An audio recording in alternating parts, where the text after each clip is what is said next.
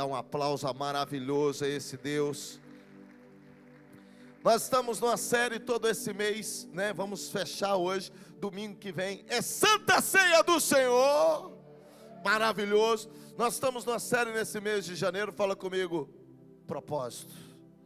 O propósito de Deus para a minha vida. Uma vida com propósito. Viver uma vida com propósito é diferente de viver uma vida sem propósito. Quem aqui vive uma vida com propósito hoje? Uma vida com propósito é uma vida com sentido. Tudo que eu faço tem sentido. O porquê que você ora? Porque tem um sentido para orar. Por que você busca? Porque tem um sentido. Muitas pessoas não fazem porque elas não enxergam um propósito. Elas não vivem uma vida com propósito. Elas vivem uma vida guiadas pelas emoções, pelos sentimentos, pelos desejos, pelo o impulso daquele momento, o desejo daquele momento. As ações, as escolhas, as decisões não estão alinhadas com o propósito. Estão alinhadas com o que ela está sentindo no momento. Quem já foi muito assim já? Quem já foi muito? Quem além de mim já foi assim? Decidir, suas decisões estão alinhadas? Não, está alinhado com o que eu sinto, está alinhado com o que eu quero, está alinhado com o que eu preciso naquele momento. Não, nem sempre o que eu preciso, o que eu acho que eu preciso é o que é o necessário para a minha vida. E quem tem uma vida com propósito, ele tem uma vida alinhada com aquilo que Deus quer para ele. Nós temos falado nas últimas semanas em cima desse versículo. Abre comigo Romanos capítulo 8, versículo 28. Que quem tem uma vida com propósito, ele olha para os acontecimentos de uma forma diferente. Ele encontra significado nos acontecimentos. Ele procura o porquê, não porquê, mas o para quê que isso me aconteceu. Qual o sentido desse acontecimento? Enquanto quem não vive uma vida com propósito, está só fixado no que aconteceu. Você viu o que aconteceu? Você viu o que eu passei? Você viu o que falaram comigo? Você viu o que fizeram? Você viu que situação? Você viu que triste?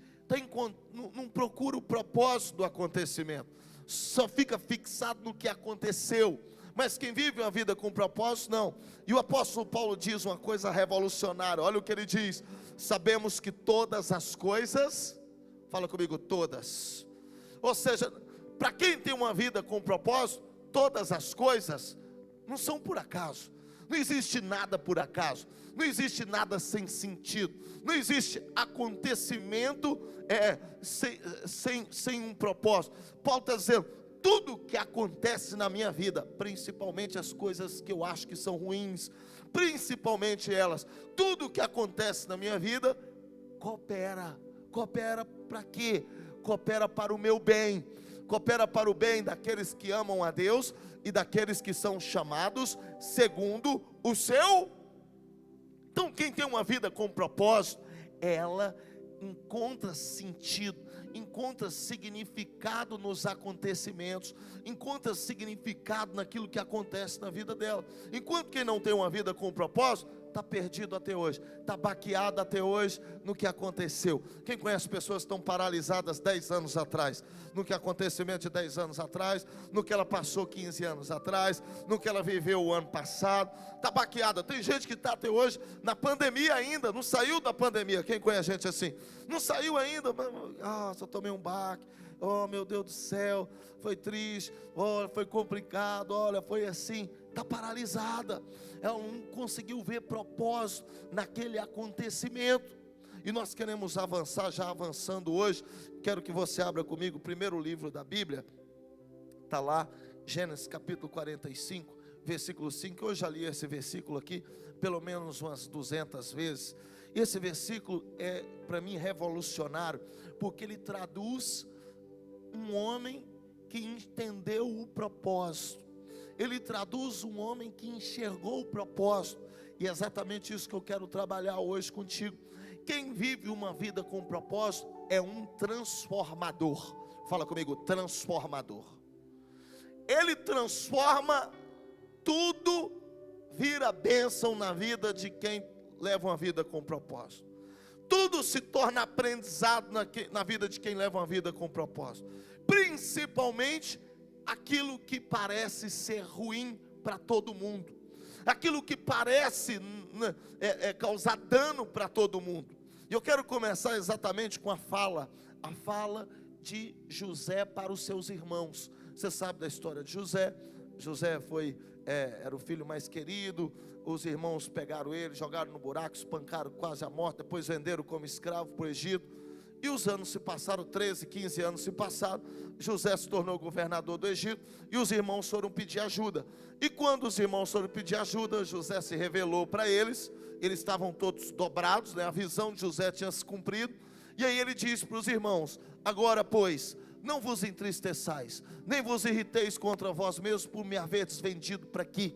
José está dizendo: vocês planejaram o meu mal, vocês projetaram o meu mal. Vocês não só projetaram, vocês fizeram um mal contra mim. Mas esse mal se tornou bem, porque para a conservação da vida Deus me enviou. Fala comigo: Deus me enviou. Deus me enviou adiante de vocês. José está dizendo para os irmãos: vocês tentaram fazer o mal, mas o que era para ser mal, eu transformei em bênção. O que era para ser mal, Deus transformou em promessa se cumprindo na minha vida. Quantos creem que aquilo que veio te fazer mal, vai te fazer voar para um novo nível em nome de Jesus Cristo? Quem tem uma vida com propósito, quem leva uma vida com propósito, transforma tudo que parece ser mal em uma alavanca, em um impulsionador, em um acelerador para viver coisas muito maiores.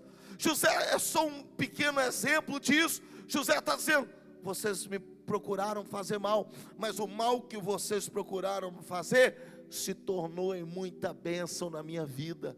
Sabe por quê? Quem vive uma vida com propósito não está nas mãos de ninguém. Vou repetir: quem vive uma vida com propósito não está nas mãos de ninguém. Você não está nas mãos de ninguém. Quem vive uma vida com propósito carrega uma convicção interior absurda. Qual a convicção interior de quem vive uma vida com propósito? Carrega: minha vida está nas mãos de... Minha vida está nas mãos de Deus, minha história está nas mãos de Deus. E olha só para você ver como que as reações são diferentes. Ele transformou o que parecia ser destruidor em algo maravilhoso, em algo sobrenatural. Agora abre comigo 1 Samuel capítulo 1, versículo 4. Olha 1 Samuel capítulo 1, versículo 4. Conta a história de Ana, o processo do nascimento de Samuel. No dia em que Eucana, marido de Ana, oferecia sacrifício, dava a ele porções deste a Penina, sua mulher, e a todos os seus filhos e filhas. Versículo 5. A Ana, porém, dava porção dupla, porque ele amava, ainda mesmo que o Senhor a houvesse deixado estéril. Agora olha só o próximo versículo, que é o mais interessante. A sua rival, fala comigo: a sua rival a provocava excessivamente para irritar. Ela não tinha uma intenção boa. A intenção dela era realmente o quê? Irritar, provocar. Quem aqui já viu pessoas com intenções ruins contra você já? Quem crê que isso tudo vai se transformar em muita bênção na sua vida? Porque você tem uma vida com propósito. Quem vive uma vida com propósito não fica preso nisso. E Ana ficava irritada. Ela provocava excessivamente para irritar, porquanto o Senhor lhe havia cerrado a madre. Então ela tinha alguém do lado dela que a provocava excessivamente. Isso fazia com que ela ficasse triste. Ela ficava mal com aquilo.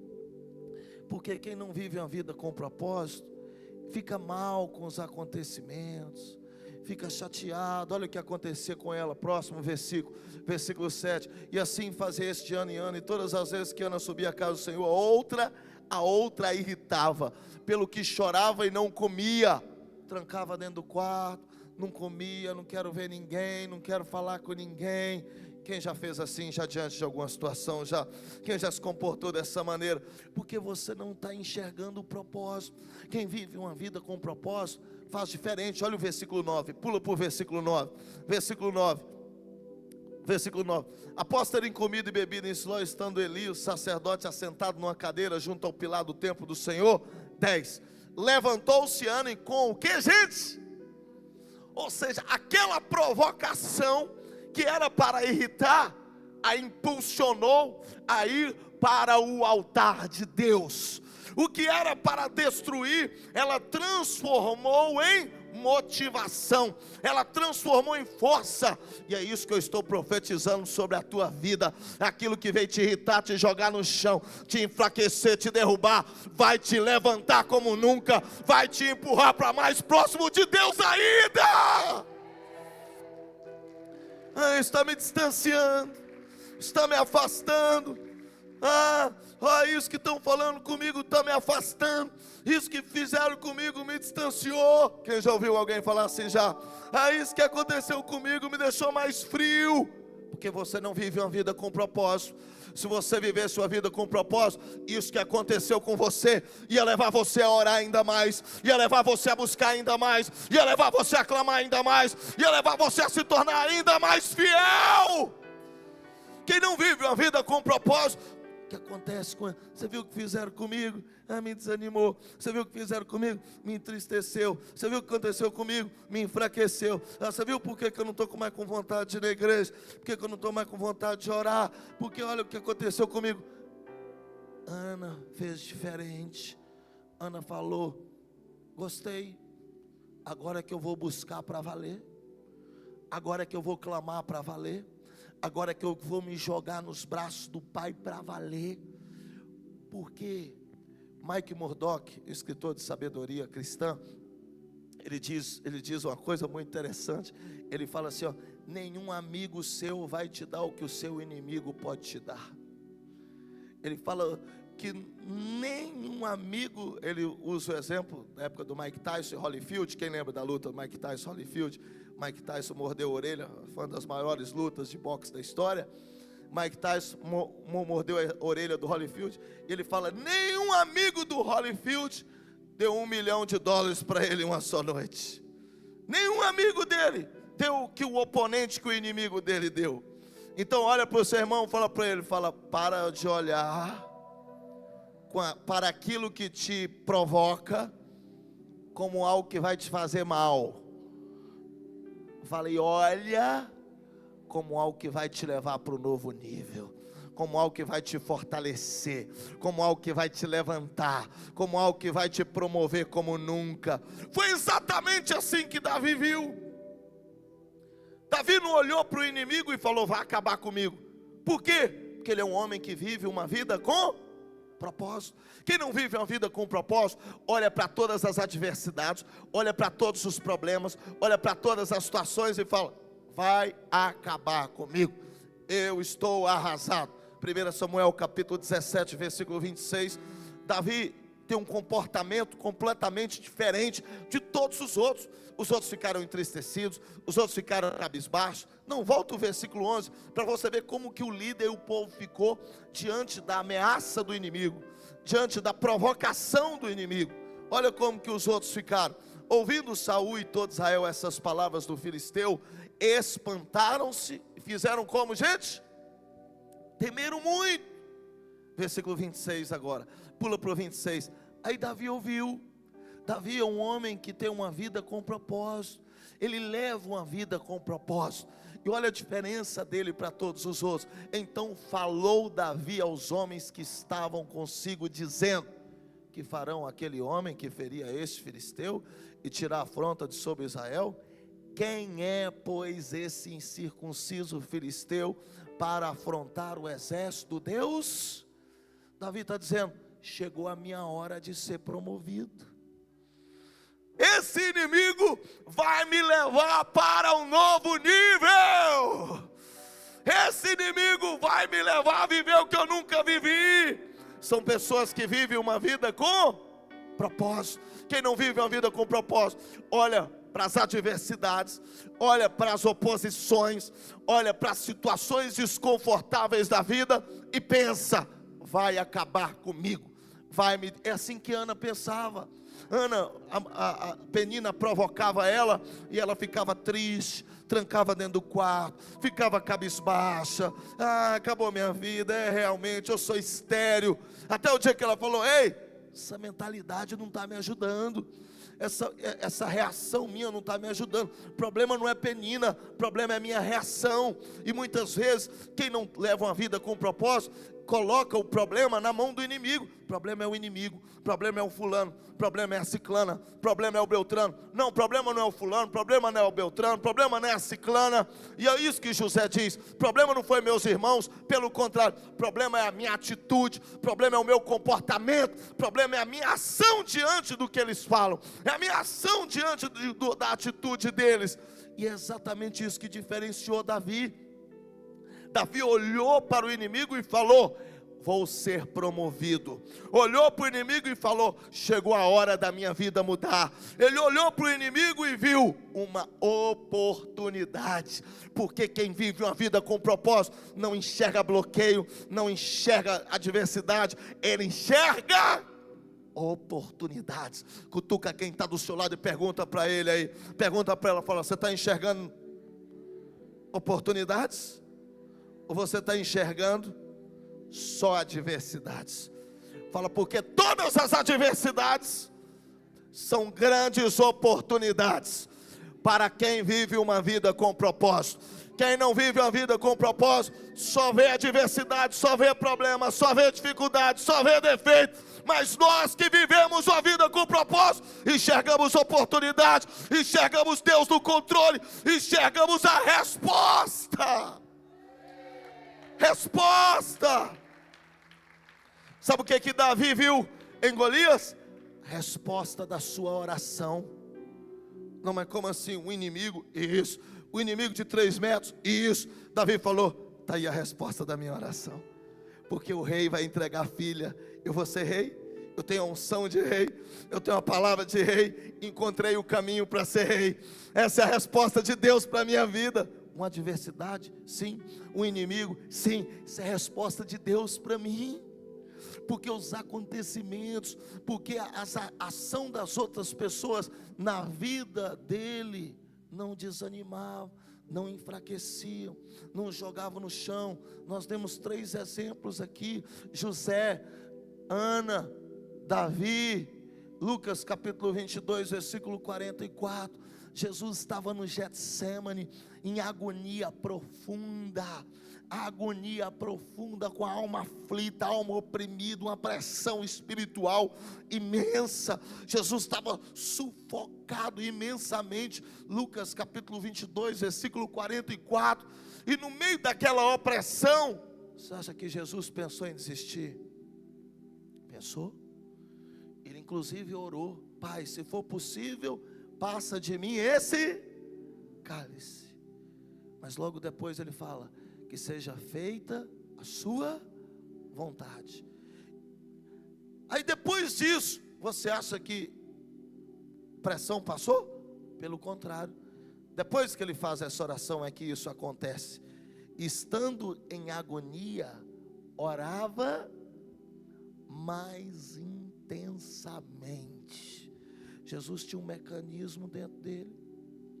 Cada vez que ele era apertado, cada vez que ele era espremido, ele aumentava a sua intensidade de devoção e de busca. Quanto maior a opressão, maior a busca. Quanto mais agoniado, quanto mais oprimido, e ao seu suor se tornou como gotas de sangue caindo sobre a terra, e a opressão e a agonia, ele sendo oprimido. Você acha que ele olhou para aquilo e falou assim: isso aqui vai acabar comigo? Não. Ele falou: isso aqui vai me deixar ainda mais convicto de fazer aquilo que eu fui chamado para fazer. Essa agonia veio para tirar de dentro de mim a dúvida, tirar de dentro de mim a confusão, e toda pessoa que vive agoniada são pessoas cheias de dúvida, Você pode ver, pessoas agoniadas, pessoas vivem aflitas, são pessoas que vivem cheias de problema, todo mundo tem o tempo todo, mas o que vive cheio de dúvidas é uma pessoa que vive agoniada, ela vive oprimida. Jesus estava com dúvida, Jesus chegou no Getsêmani com dúvida, Jesus chegou aflito, porque ele não sabia, meu Deus, eu quero, mas não quero, um lado meu quer, outro meu não quer, um lado meu quer fazer a sua vontade, outro não quer, e a opressão cresceu, e quanto mais a opressão cresceu, mais a busca cresceu, mais a oração cresceu, ou seja, tudo que acontecia com ele, ele transformava num impulsionador ainda maior. Aquilo impulsionou, foi exatamente naquele momento que ele tomou a decisão mais importante da humanidade, a decisão de se entregar na cruz. Jesus transformou a agonia em decisão, e a decisão mais importante da história. Quantos aqui nessa manhã querem tomar uma decisão que vai guiar, dar uma virada no rumo da sua história, em nome de Jesus Cristo? Levanta as duas mãos para os céus e fala: Deus, eu tenho e eu vivo uma vida com propósito. Tudo que acontece comigo, todas as circunstâncias vão me empurrar para mais perto do Senhor. Eu vou transformar todas as situações em bênção, em busca, em aliança, em fidelidade, em intensidade na sua presença. Quem deseja isso, dá um aplauso apaixonado a Ele. Se coloca de pé no seu lugar.